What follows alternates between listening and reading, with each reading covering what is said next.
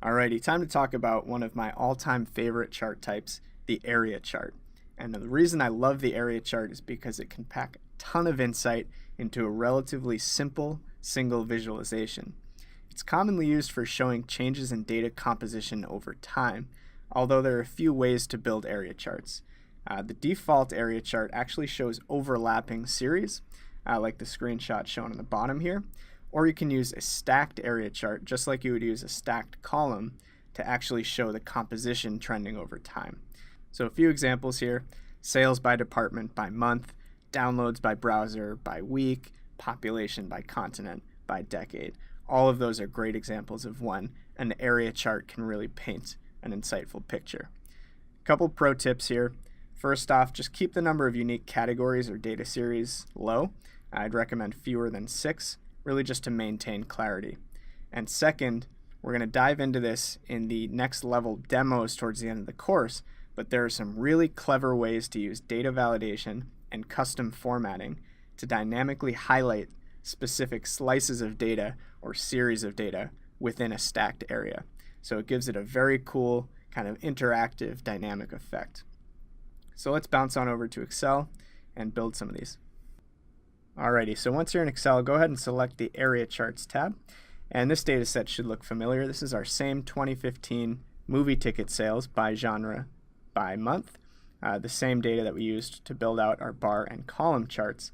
And in fact, the area charts that we're about to build will actually tell the same story that we were starting to tell through the stacked column charts. So let's go back to our Area Charts tab. And if you recall, when we create source data for a chart that's two-dimensional, something like A2 through M6, it's helpful to make the selection first and then insert the chart. That way we avoid having to add individual series manually. So our area charts live together here in the line section. And I'll start with a traditional 2D area. And as you can see, the traditional version of an area chart actually overlaps the different data series, which isn't particularly helpful in this case because I actually can't see what's going on with comedy sales after June or July because they become obstructed by thriller sales. One way to try to get around that might be to do some clever formatting where you change the fill to something transparent. I can do the same with a number of these different data sets just for sake of example.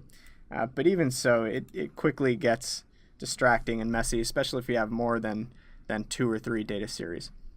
So that's not really going to serve our purposes. I'll delete that. And instead, I'm going to insert a stacked area, which is the second option. And this is more helpful for 2 reasons. First off, we can see each of our data series independently. And second, it allows us to see overall volume shown by the total height of the area, as well as how composition changes as the months go by. So it's really doing exactly what we're trying to do. Let's give it a chart title that's a bit more descriptive. Ticket sales by genre by month.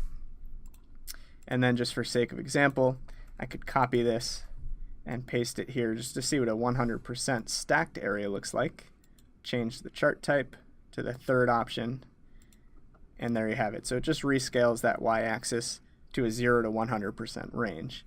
Now you may be asking yourself, what's the difference between this area chart we just built and the stacked 100% columns that we built earlier in the course? And to be totally honest with you, there isn't much of a difference. In fact, I'll show you.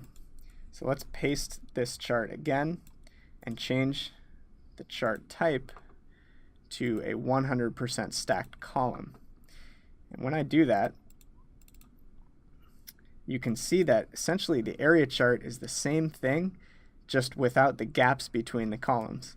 So if I format the data series and drop the gap width down to 0, it becomes even more clear. So it's really the same picture here, it's just that our area chart is a bit more smoothed out. So there you have it. Good example of how to use area charts in Excel to show changes in composition over time.